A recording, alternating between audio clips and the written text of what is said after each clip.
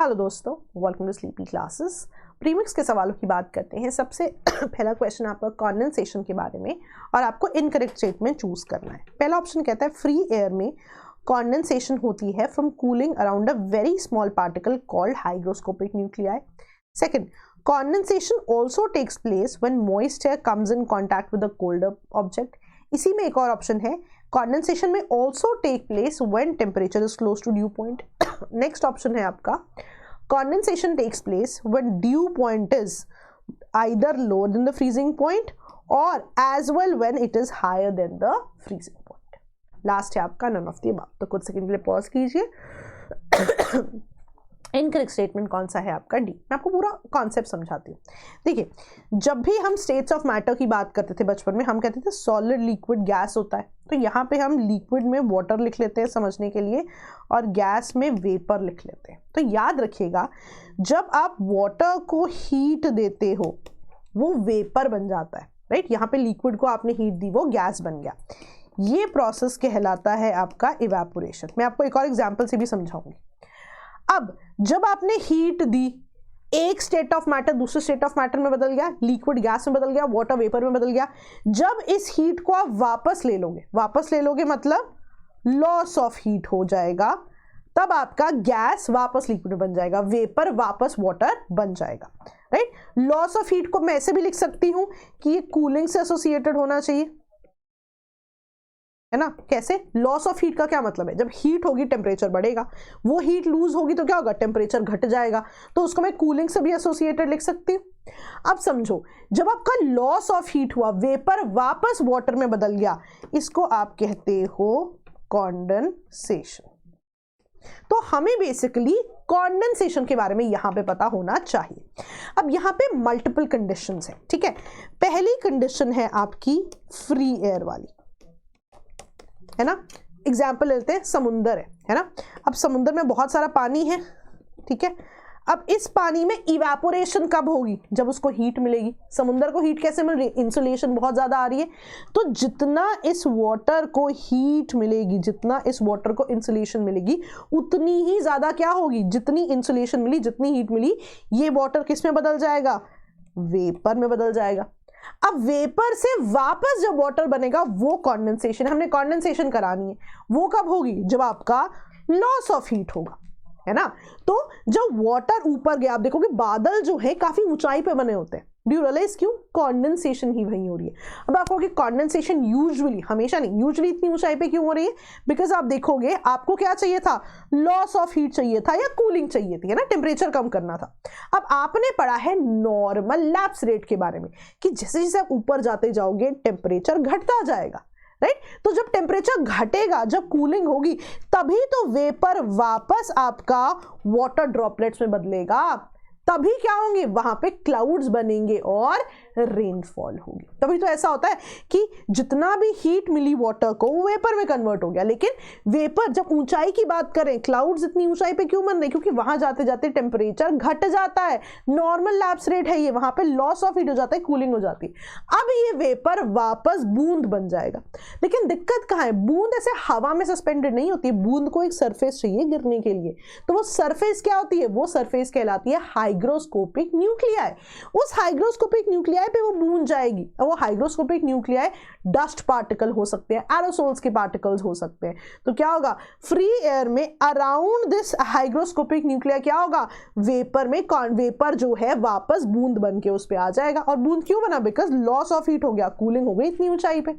अब जैसे ही बहुत बूंदें बनेंगी, है ना, मिलेंगी, बादल बनेंगे और बारिशें हो जाएंगी।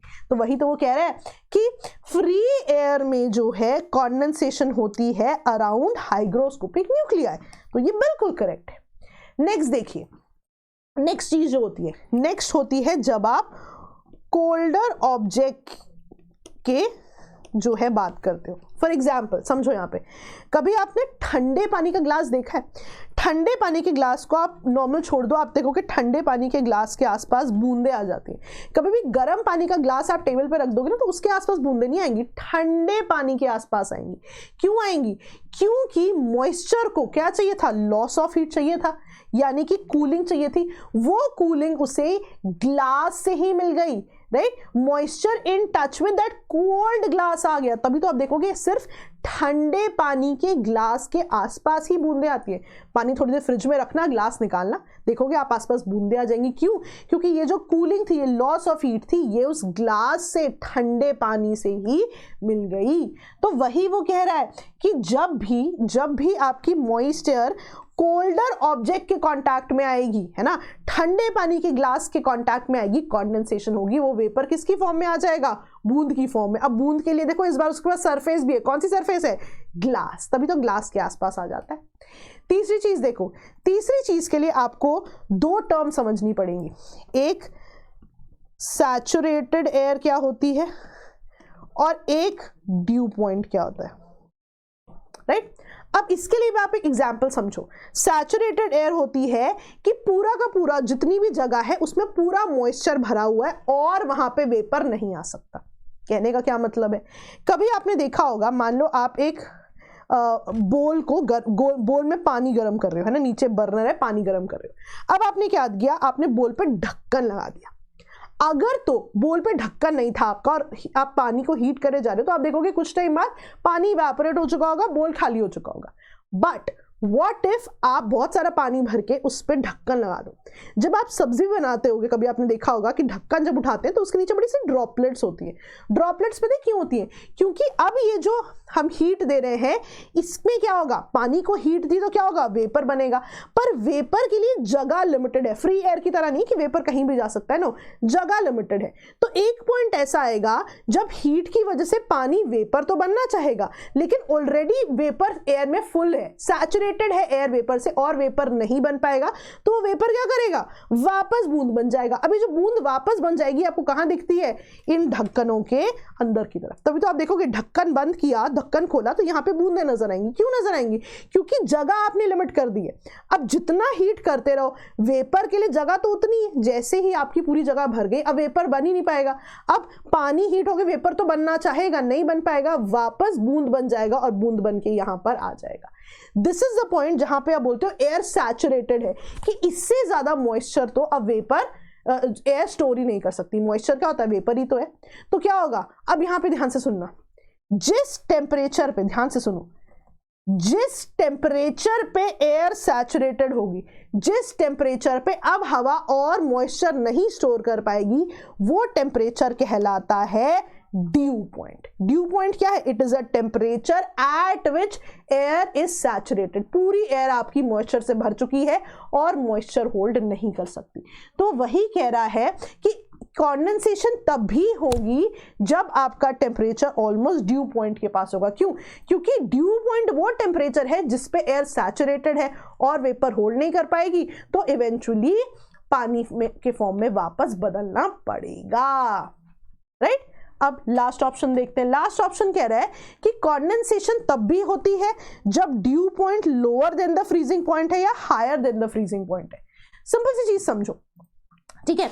अब आप पानी की बात करते हैं ना, पानी की बूंद की बात करते हैं, नॉर्मल टेम्परेचर में पानी की तरह एक्ट करेगा।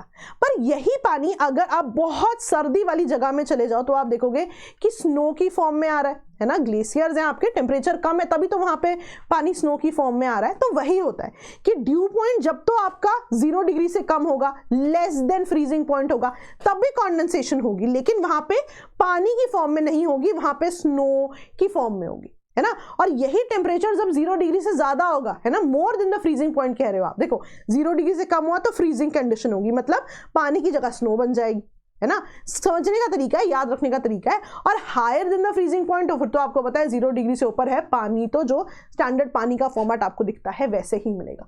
तो कंडेंसेशन तो होनी है ना, वेपर ने वाटर की फॉर्म में तो आना ही आना है। अब वाटर के लिए अगर टेम्परेचर 0 डिग्री से कम होगा तो वो आपको बर्फ की फॉर्म में दिख जाता है, ज्यादा होगा तो नॉर्मल पानी की फॉर्म में दिख जाएगा। इसीलिए कह रहे हैं कि कंडेंसेशन तो होगी चाहे dew point higher than the freezing point हो, 0 डिग्री से ऊपर हो या उससे फ्रीजिंग टेम्परेचर्स पे हो, राइट। तो ये चीज यहां पे आप समझ गए। अब कंडेंसेशन का कोई सवाल तो आप गलत नहीं करोगे, पूरा का पूरा कॉन्सेप्ट मैं आपको बता भी दूं कि एनसीईआरटी में दिया हुआ है, एग्जैक्टली एनसीईआरटी का पैराग्राफ है, राइट। चलिए आगे बढ़ते हैं। अब नेक्स्ट क्वेश्चन देखते हैं यहाँ पे। अब आपने डिस्क्रिप्शन पढ़ना है और अपनी क्रॉप बतानी है। अभी मेन क्रॉप है north and north western part of the country की। मैं आपको बता दूं ये भी एनसीईआरटी से ही लिया हुआ है। ये राबी क्रॉप है, राबी मतलब सर्दियों की, है ना। और कूल ग्रोइंग सीजन चाहिए, ऑफ कोर्स सर्दियों की क्रॉप है तो ग्रोइंग सीजन कूल होगा। और जब राइपनिंग होने लगेगी, सर्दियां कम होने लगेंगी, तो आप देखोगे ब्राइट सनशाइन होगी राइपनिंग के समय में। रेनफॉल भी कम चाहिए होगी, क्यों? क्योंकि राबी क्रॉप है, सर्दियों की क्रॉप है, राइट। और इसके दो इंपॉर्टेंट जोन है, Ganga Sutlej plains and black soils of the Deccan region. अब यहाँ पे ऑप्शंस क्या है? Wheat, cotton, jute, rice. अब यहाँ पे आप देखो, वैसे तो इन जनरल भी मैं हमेशा बताती हूँ कि हम कई बार पढ़ते भी हैं, राइस को भी ज़्यादा पानी की ज़रूरत है, जूट को भी ज़्यादा पानी की ज़रूरत है। यहाँ पे आंसर जो है आपका, है ना, यहाँ पे जो आंसर है आपका व्हीट होगा। मैं आपको बताती हूँ कैसे याद रखना है। अब ना यहाँ पे आप देखो, एक न्यूमोनिक याद करना आपने, BMW, LPG, ये सारी राबी क्रॉप्स है। तो कभी भी राबी क्रॉप्स की बात आएगी ना तो याद रखना BMW, LPG, barley, mustard, wheat, linseed, peas and grams, हमेशा इससे आपका आंसर जरूर आएगा। तो the moment it says rabi crop, आपको पता लग गया यहाँ पे तो W है, BMW, LPG, है ना। और भी कंडीशंस हो सकती है, लेकिन this is something that will help you in determining the answer. तो इसका स्क्रीनशॉट ले लीजिए, पक्का ही पेपर में आपको काफी काम आएगी। हर बार मैं इसको बाद में पढ़ाती हूँ और बहुत काम आती है, राइट। चलिए, तो आपका आंसर क्या था? व्हीट। चलिए आगे बढ़ते हैं। हाँ, अब तीसरा क्वेश्चन है, मैप बेस्ड क्वेश्चन है ना, कि एक डेजर्ट है, कैटेगोरिकली रेन शैडो डेजर्ट है, और ये ड्राइएस्ट डेजर्ट है नॉर्थ अमेरिका का। तो सबसे पहली बात, आपको नॉर्थ अमेरिका के डेजर्ट्स के बारे में सोचना है। यहाँ पे भी आप देखोगे कि it has Great Basin to the north and Sonora Desert to the south. अब मैं जब भी ऐसी कोई चीज पढ़ाती हूँ, मैं आपको बताती हूँ कि हमेशा सीक्वेंस देखनी बड़ी इंपॉर्टेंट है, कि क्योंकि एग्जाम में north to south, south to north भी अरेंज करने के लिए आता है। मैं आपको दिखाती भी हूँ। इसका आंसर यहाँ पे क्या बनेगा? Mojave Desert. मैं आपको दिखाती हूँ क्यों। आप देखिए, इसके नॉर्थ में देखो आपका मोहावे डेजर्ट है ये, इसके नॉर्थ में है ग्रेट बेसिन, इसके साउथ में है सोनोरा डेजर्ट। तो ये बड़ा इंपॉर्टेंट है, Great Basin, Mojave and then Sonora. यहाँ पे आप देखिए, ये आपका मोहावे डेजर्ट है, इसके नॉर्थ में ग्रेट बेसिन है, साउथ में क्या है? सोनोरा। तो ये बड़े छोटे छोटे पॉइंट्स हैं जो कि आपको पेपर में हेल्प करते हैं। तो इसका स्क्रीनशॉट ले सकते हैं आप, आपको बहुत मदद मिलेगी चीजें याद रखने में, right. And one more important point that you have learned, ये ड्राइएस्ट डेजर्ट है नॉर्थ अमेरिका का, राइट। तो ऐसे ही आप देखेंगे, हर प्रीमिक्स को अगर आप अटेंड करेंगे ना कोई फैक्ट आपको पता लगेगा, उसको आप जरूर लिख लें। चलिए नेक्स्ट क्वेश्चन पे आते हैं। परिश्रम प्रैक्टिस क्वेश्चंस के बारे में आप जानते हैं, बहुत ही डिटेल्ड और बहुत ही मोस्ट इंपॉर्टेंट क्वेश्चंस यहाँ पे हैं। द बेस्ट पार्ट, एनालिसिस भी करा सकते हैं आप मेंटर से इसका। और मैं हमेशा बताती हूँ, आप कभी भी कोई भी कोर्स ले, आप मेरा नाम कूपन कोड में यूज करें, आपको कुछ ना कुछ ऑफ जरूर मिलेगा। यहाँ भी अगर आप कूपन कोड यूज करेंगे, आपको श्रद्धा ऑफ जरूर मिलेगा, राइट। चलिए नेक्स्ट। अब यहाँ पे आपको इनकरेक्ट ऑप्शन बताना है, लेक्स, है ना।